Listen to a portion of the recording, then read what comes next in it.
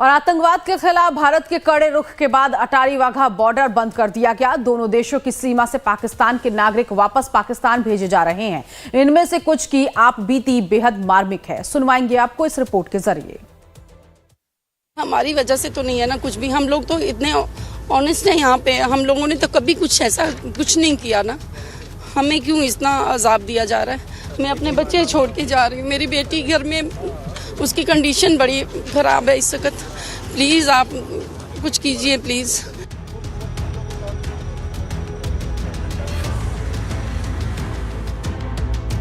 अपने बेटे को गोद में लिए रक्षंदा जहूर ने अपने परिवार को भावभीनी विदाई देते हुए भारत में ही रहने की अपील की।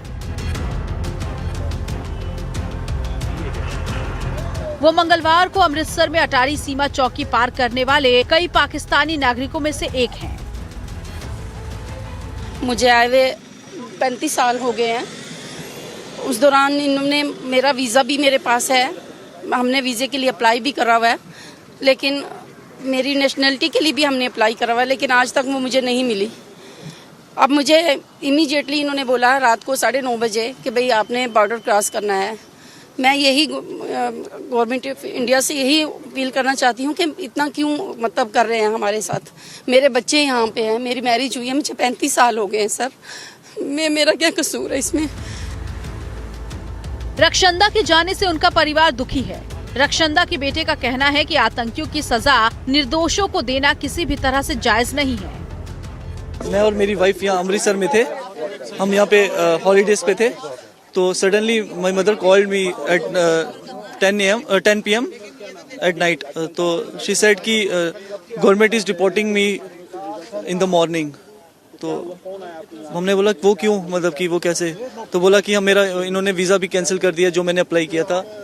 तो पुलिस भी 2 बार घर आई है और मेरे मतलब कि हमारे घर में लड़का एक उसको उठा के लेके गई रात को। पहले तो ये है, मेरे पास ऑर्डर है जिसमें ये कहा लॉन्ग टर्म वीज़ा वाले एग्जम्प्टेड है, ठीक है। हम तो 35 साल से लॉन्ग टर्म वीज़े पे थे, लॉन्ग टर्म वीज़ा चल रहा था, हमने अपने टाइम पे अप्लाई कर दिया। लेकिन अगर उन्होंने दिया नहीं आगे, उसको आगे फाइल नहीं भेजी, तो जिस बंदे ने, क्लर्क ने या जिस अफसर ने भेजी तो उसको सजा दो ना, हमें क्यों सजाए हैं। तो आपके वाइफ के मायके में है कोई भी नहीं है ना, प्रॉब्लम तो यही है। निर्वासन का सामना कर रही महिलाओं ने सरकार से उन लोगों के मामलों पर फिर से विचार करने और उन्हें नागरिकता देने की अपील की है जो शादीशुदा हैं। सजा उनको मिलनी चाहिए या हमें मिलनी चाहिए। इनके छोटे छोटे बच्चे हैं, वो इधर अंदर फंसी हुई हैं। ये हमारी अभी नई शादी हुई है, 2 माह हुए हैं शादी को, हमने LTV अप्लाई किया हुआ है, अंडर प्रोसेस आ रहा है और हमें ऐसे भेज रहे हैं नोटिस भेज के। ये तो गलत बात है ना। जिन लोगों के कारण आपको ये दिन देखना पड़ रहा है, कैसी सजा मिलनी चाहिए उनको चाहे जिंदा जलाएं, जो मर्जी करें, उन्होंने गुनाह किए, सजा हमें क्यों मिल रही है। तो सरकार से अपील करेंगे कुछ? सरकार से यही अपील है, जिनकी शादियां हुई हैं उनको यहाँ रहने दें, नेशनैलिटी उनको दें। आप LTV अप्लाई किए हुए आप उनको दें। LTV वीज़ा है, हमें अभी 7 महीने हो गए अप्लाई किए हुए, तो अभी बोल रहे हैं आपका रिजेक्ट हो गया, कैंसिल कर दिया, आप जाएं वापस, डिपोर्ट कर रहे हैं। कब हुई शादी आपकी? मुझे 11 साल हो गए। कितने बच्चे आपके? मेरी एक बेटी है 2.5 साल की, और क्या अभी कहेंगे, बच्चा माँ के बिना नहीं रह पाएगा। बच्चे को भी नहीं जाने दे रहे। ये जुल्म हो रहा है माओ के साथ। तो क्या सरकार से क्या अपील करेंगे?